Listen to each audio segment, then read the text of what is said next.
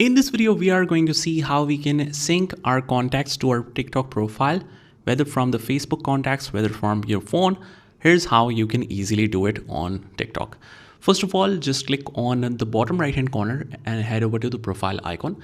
And from here, once you're in your profile, you click on the three lines at the top right, head over to the settings and privacy. And from here, you will scroll down a little bit until you see the option of content and display.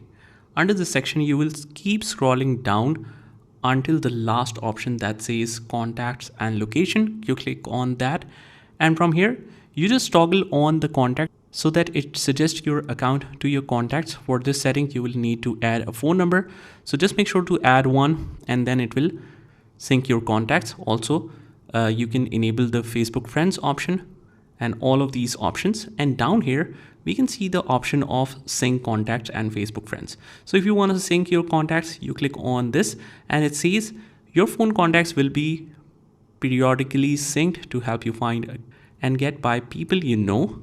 So you can turn on that sync, and also sync with the Facebook friends. You can enable that as well, or you can remove it from here, whatever you want. So this is how we do it. I hope you found this video helpful, and if you did, hit the like button and subscribe to our channel, and I will see you in the next one.